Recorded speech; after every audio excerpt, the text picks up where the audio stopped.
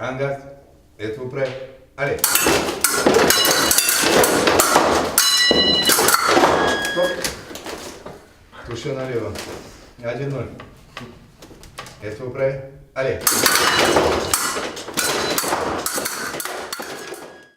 В 2013 году Галина Красикова, мама ребят, которые у меня сейчас занимаются паралимпийским фехтованием, привела их с целью познакомить с паралимпийским спортом, именно с фехтованием, которое ей приглянулось на информационной ярмарке Нарвской. Им было по 11 лет. Конечно, знакомство, ребята были очень шустрые, знакомство было такое бурное. Не очень они, конечно, были готовы трудиться с самого начала. Вот. И, конечно, было много слез, было много, волнений, пока они осваивали этот вид спорта. Укол сюда и по бокам на точность. Здесь то же самое на точность. Здесь бегаешь шпагой до конца. Такой прибор вы сами придумали? Нет, это у нас приезжал сюда летом спортсмен из Саратова, тоже паралимпиец, да, и у него, он вообще был правша, он переучился на левшу, и он себе просто придумал, правда, у него твоя была немножко другая, побольше, да, он придумал, и он нам подсказал, и вот, Потом, 1,5 года прошло, и я их повез первый раз на чемпионат Белоруссии. Это было в 2015 году. И там, они очень неплохо себя показали.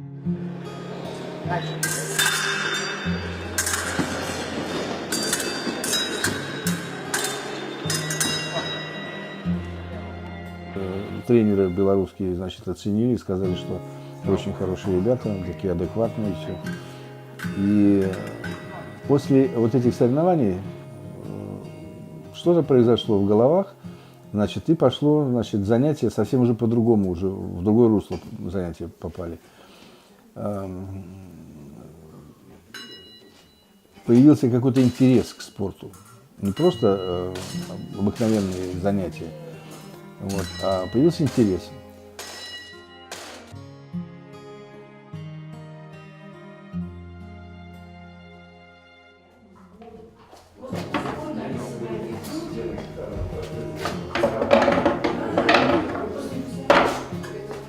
Вверх. Сидишь.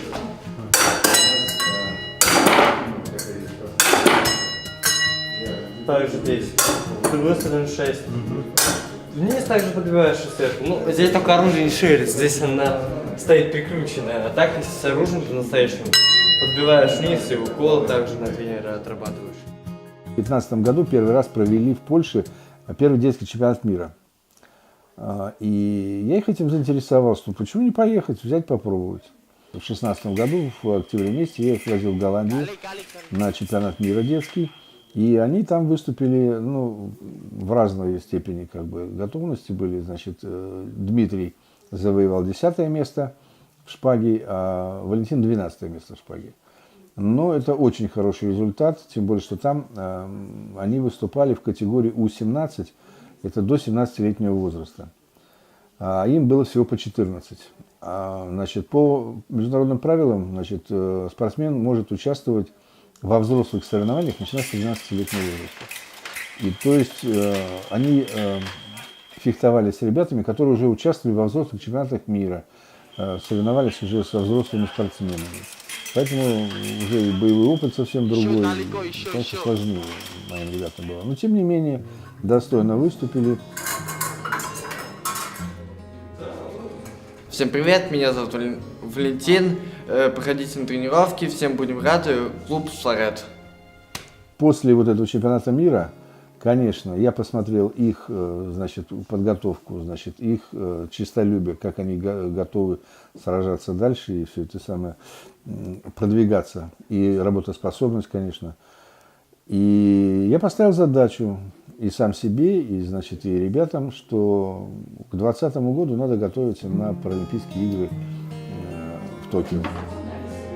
Привет, меня зовут Дима Красиков. Не бойтесь заниматься спортом, быть всегда радостным и уверенным в своих силах. Поставлена задача, ребята сейчас готовятся. Сейчас мы в мае месяце опять летим в Голландию, значит, будет Кубок мира.